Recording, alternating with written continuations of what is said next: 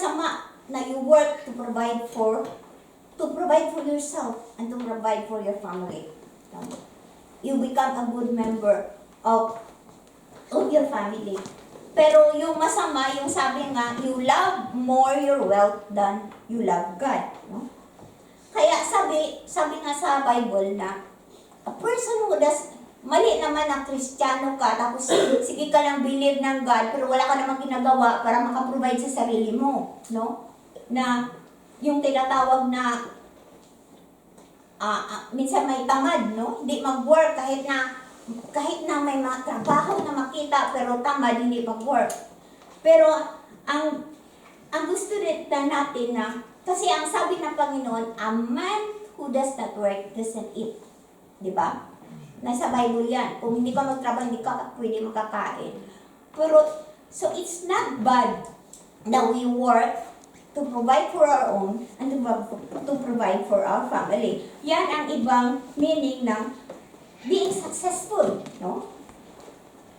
Basta hindi lang yung ang weight ng ating love sa wealth is heavier sa ating love sa Panginoon. Okay, letter C. Having made the world a better place to live. No? Some would say that success is taking the time to make the world a little bit better for having you in it. So, ibig sabihin yan, nandito ka sa mundong ito, is hindi ka, pasanan. Dili ka pasaway, no? Hindi ka pasaway. So, you live in harmony with the people. Kaya nga maraming mga tao na yung magsasabi na peace or yung humanitarian, no? Humanitarian, may isang scientist na si Linus Pauling, sinabi niya, humanism is a philosophy of joyous service for the greater good of all humanity, of application of new ideas of scientific progress for the benefit of all. So, ang Word of God, sabi sa 1 Peter 1:12, you keep your conduct among the Gentiles honorable, so that when they speak against you as evildoers, they may see your good deeds and glorify God on the day of visitation. So, ibig sabihin yan, na we want to be, we want to make the world a better place to live na yung babantayan natin ang ating mga salita, then we will be good to each other. Pero alam natin na kagaya ng sa ating presidente, di ba, sa Pilipinas, di ba? Masaya tayo dahil we have a new president, tapos may mga new progress na nagagawa. Pero we should bear in mind, the believers need to realize that the world is not going to get better. No? 2 Timothy 3:13 nagsasabi, but evil men and impostors will grow worse and worse, deceiving and being deceived. Alam natin na kahit gaano ang purpose natin na magiging maganda yung takbo ng ating world, no? Kaya ang ating presidente maganda yung plano niya para sa atin. Pero marami pa rin mga tao na mag-o-oppose, no? Marami pa rin tao because evil will continue. So, kahit na hindi natin makasabi na we are going to get better kasi maganda na yung presidente natin. The only thing na makasabi tayo na better if we are all in the hands of God.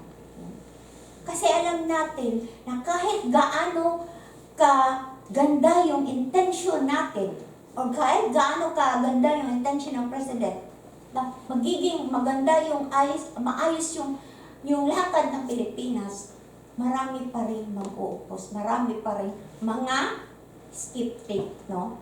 Marami pa rin hindi mag-approve sa kanya. So, we cannot make the world to be a place to live better, no? Kasi we know that the world is getting worse.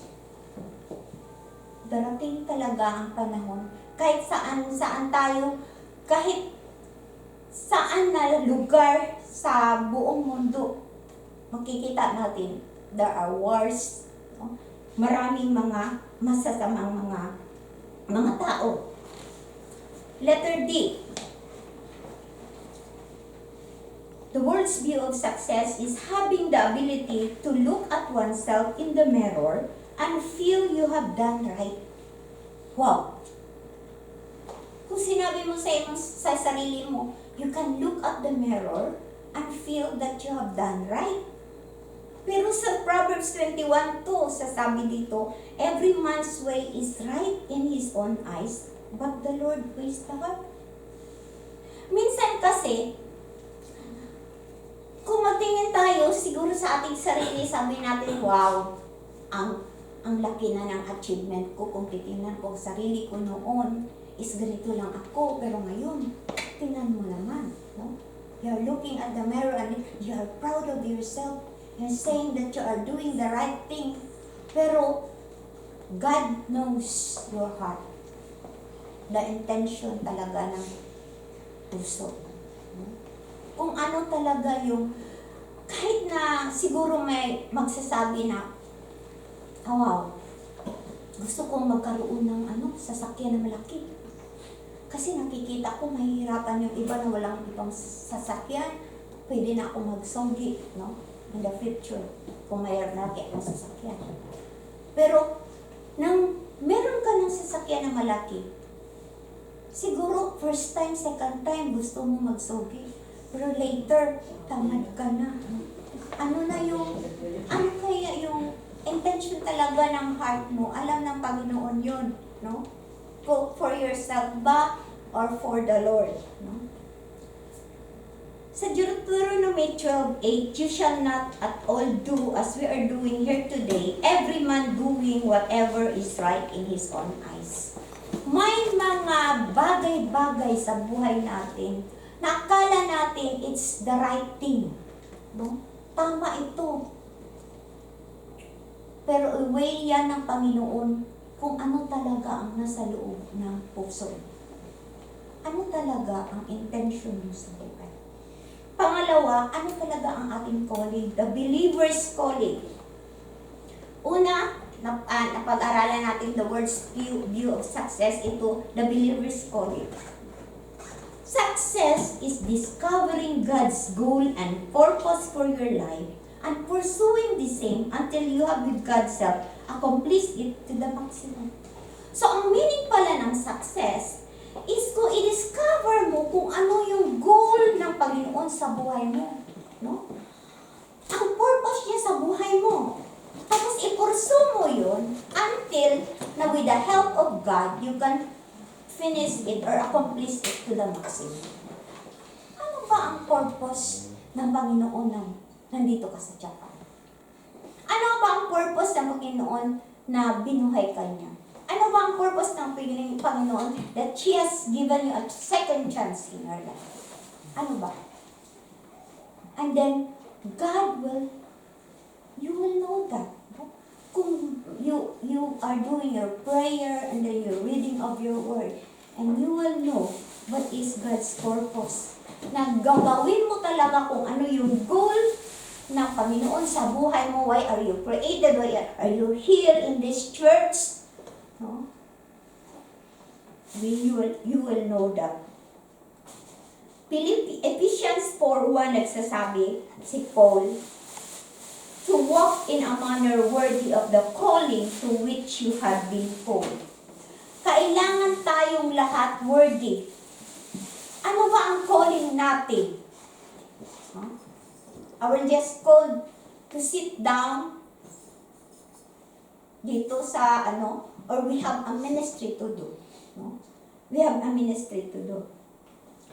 Philippians 3:13-14 nagsasabi si Paul din, Brethren, I do not count myself to have apprehended, but one thing to do, forgetting those things which are behind and reaching forward to those things which are ahead. I press toward the goal for the prize of the upward call of God in Christ Jesus. Kung kailangan, sabi niya, na kailangan yung i-press toward the goal kung ano man kahirap yung buhay mo mo na minsan sa isip mo, you cannot pursue anymore to serve God. Pero sabi ng Panginoon, you press toward the goal. Ang goal mo, ano bang goal mo sa buhay mo? Ano bang purpose mo?